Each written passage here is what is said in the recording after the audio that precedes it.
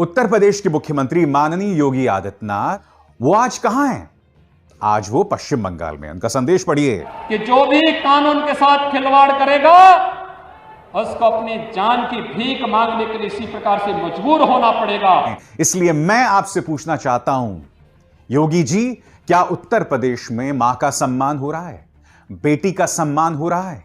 आखिर बेटी के लिए व्यवस्था इतनी प्रतिकूल क्यों है? पुलिस चौकी पर नहीं लिखी एफआईआर। अब सोचिए, पुलिस चौकी पर एफआईआर तक नहीं लिखी गई। एसएसपी के आदेश पर एफआईआर दर्ज की गई।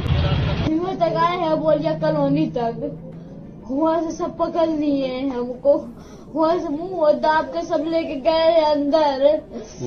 हम कह रहे थे हमको छोड़िए, लेकिन हमको कोई लोग नहीं छोड़ रहा था। मुंह बंद कर दिया था, ऐसे लग रहा था मुंह मार देंगे हमको वहीं पर। तो मरने से बच गए अंकल जी। सवाल बदमाश आते हैं और उसका मुंह दबा के कमरे में ले जाते हैं, उसके साथ गैंगरेप की घटना को अंजाम देते हैं। और उसके बाद कुछ लोग उसको लेके पहुंचते हैं चौकी पे, जहां पे उसका बयान का वीडियो बना लेते हैं, लेकिन चौकी पे पुलिस कोई कार्रवाई नहीं करती है और मामले को 24 घंटे से अधिक समय तक दबाई रहती है। कि आखिर ये कैसी व्यवस्था है जिसमें आरोपियों के हौसले बुलंद हो रहे हैं? भारतीय जनता पार्टी की सरकार जब बंगाल के अंदर बनेगी तो टीएमसी और कम्युनिस्टों के नाम पर गुंडागिर्दी और अराजकता फैलाने वाले गुंडे अपनी जान की भीख मांगते हुए गलियों, अपने गले में तख्ती लेकर के घूमते हुए फिरेंगे और उस समय फिर वो दृश्य देश के सामने होगा। जय श्री राम, वंदे मातरम भी कर दिया, जय श्री राम भी कर दिया।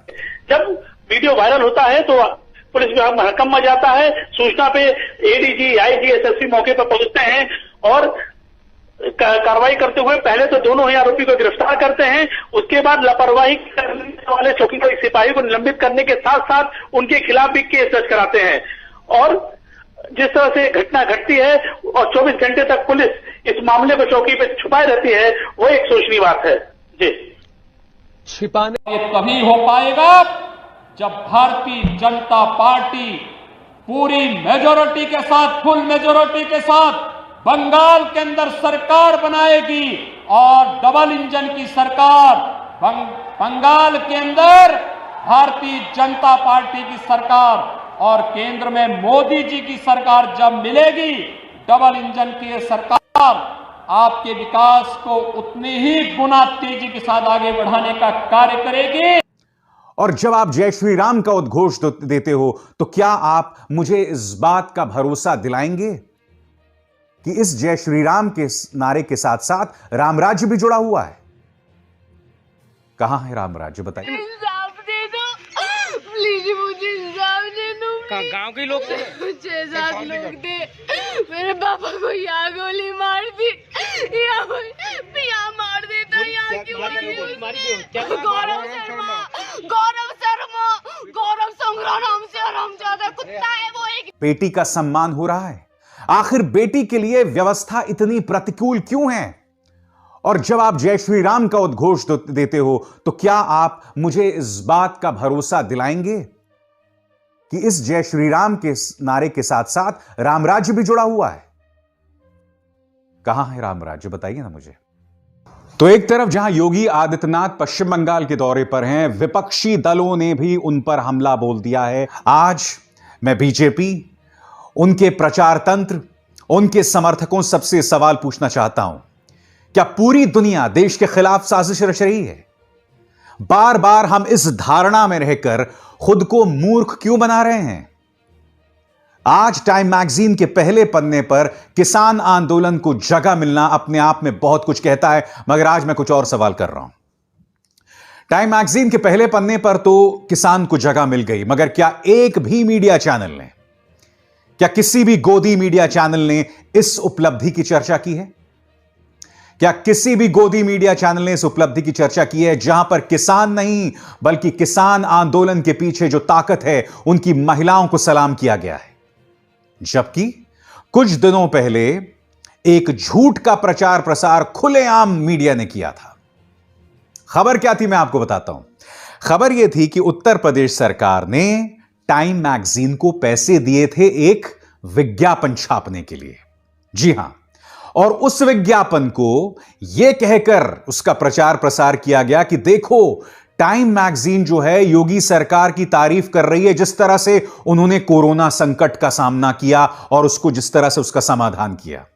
सबसे पहले मैं आपको बतलाना चाहूंगा दोस्तों, उस वक्त योगी सरकार किस तरह का प्रचार चला रही थी और उसी प्रचार को मीडिया ने आगे बढ़ाया था। आपके स्क्रीन पर मुख्यमंत्री योगी आदित्यनाथ, टाइम मैगजीन भी अब उत्तर प्रदेश के मुख्यमंत्री योगी आदित्यनाथ की मुरीद, कोरोना संकट में मुख्यमंत्री जी को बताया गरीबों का मसीहा। आगे देखिए, स्वतंत्र देव सिंह बीजेपी नेता, being positive in a negative situation is not naive, it is leadership. No other leader exemplifies this than the UP CM Shri Yogi Adityanath. Time magazine has published an article on UP's COVID management. आगे देखिए दोस्तों, हरीश द्विवेदी जो कि BJP के नेता हैं, दुनिया भर में बज रहा है मुख्यमंत्री श्री योगी आदित्यनाथ का डंका। प्रतिष्ठित टाइम मैगजीन ने कोविड-19 को रोकने के प्रभावी प्रबंधन की सराहना की, जबकि हकीकत यह थी कि टाइम मैगजीन ने तारीफ नहीं की थी। योगी सरकार ने ढेरों पैसा देकर यह आर्टिकल वहां छपवाया था।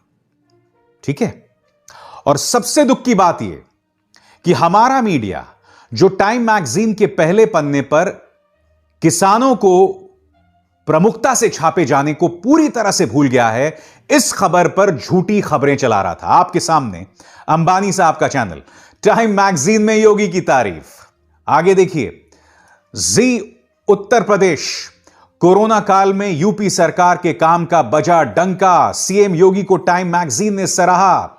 सरासर झूठ, यह सिर्फ एक विज्ञापन था। आगे देखिए, एबीपी न्यूज, यह योगी का टाइम है, टाइम मैगजीन में सीएम योगी पर विशेष लेख। राजस्थान पत्रिका, WHO के बाद अब टाइम मैगजीन ने यूपी सरकार और सीएम योगी की जमकर तारीफ की।